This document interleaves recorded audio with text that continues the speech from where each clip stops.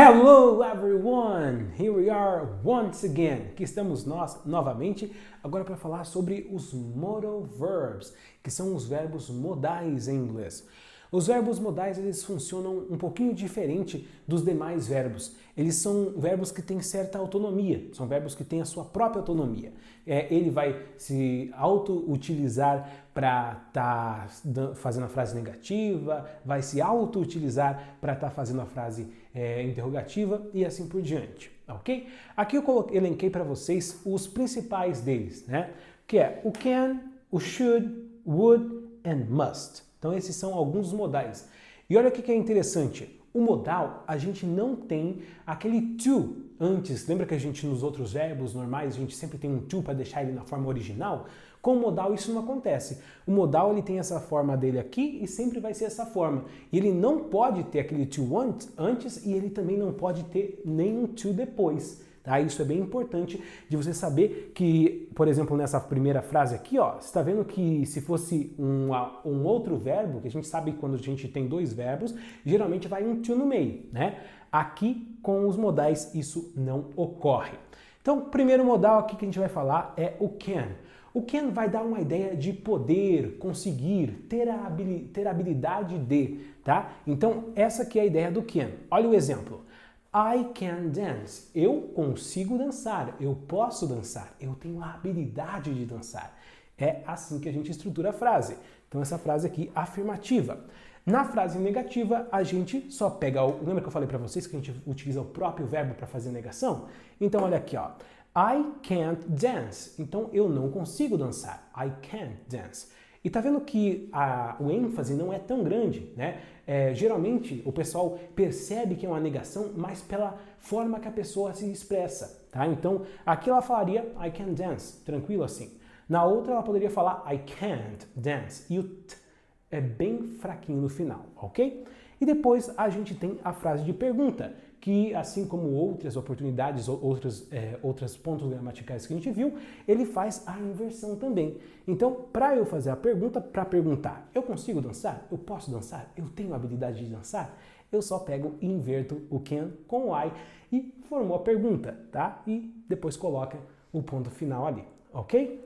E agora a gente tem o próximo modal, um modal bem importante, que é um modal utilizado para dar advices, que são os conselhos, que o nome dele é o should, ok? Should, ok? Daí no caso aqui, ó, a gente tem os exemplos aqui no quadro. Então, para dar um conselho para a pessoa, you should study more. Então, você deveria, em termos de conselho, a gente pode usar essa tradução, deveria. You should study more. Então, frase afirmativa, essa estruturação. Para fazer a negação, só negar no próprio modal. You shouldn't study more. Ok? Você não deveria estudar mais. Essa não é uma frase muito legal, né? Eu sempre falaria para você, you should study more. Todo mundo tem que estudar mais no caso. E por último, para fazer a pergunta, eu faço a inversão, né? Então aqui fez a inversão, tem a pergunta. Should you study more?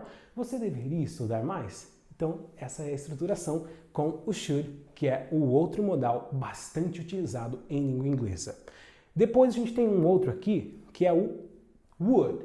Esse would, ele vai ser utilizado para dar aquele final ia no verbo. Ele modula o verbo que vem em seguida. Então eu posso falar I would like, I would study, né? Eu estudaria. I would like, eu gostaria. I would go, eu iria, tá? Então ele modula o verbo que vem em seguida, tá vendo? Então olha o exemplo que eu coloquei aqui.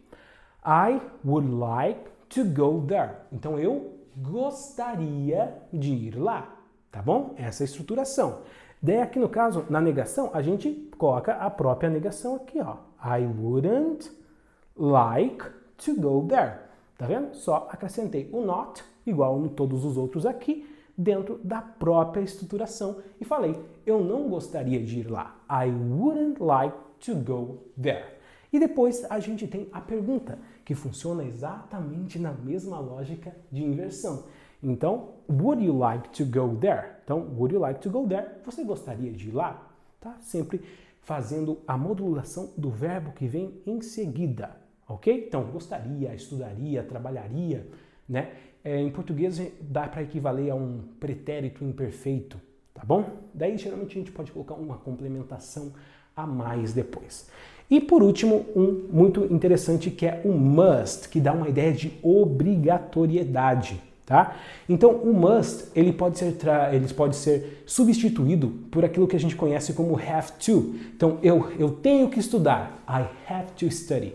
Eu tenho que ir, I have to go. Eu posso falar exatamente a mesma frase com a mesma intenção se utilizando do modal must. Então eu posso falar lá, I must go, I must study, I must sleep now. Então, sempre ideia de obrigação daí, tá? Então a tradução vai ser dever ou ter que.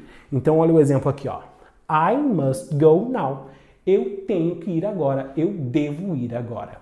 E aqui a próxima, I must not go now. Eu não devo ir agora, eu não tenho que ir agora. E olha só que interessante.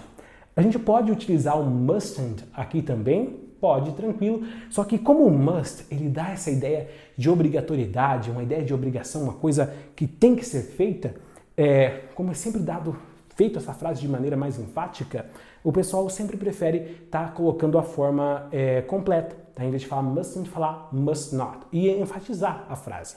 You must not go now. Então você não tem que ir agora, você não deve ir agora. Ok? E daí a pergunta na mesma sequência, na mesma estrutura que a gente vem vendo até agora, só fazer a inversão. Must I go now? Eu tenho que ir agora? Eu devo ir agora? Só isso. E o que é interessante, gente? Aqui a gente fez frase com I, com you aqui, né? Só que pode ser qualquer pessoa. Pode ser he, pode ser she, pode ser it, pode ser qualquer pessoa que a gente vai conseguir fazer essas frases sem ter que ficar mudando nada aqui. Só muda a pessoa, já vai ter a conjugação correta da frase. Ok? Então, bem tranquilo, modais muito recorrentes, tá?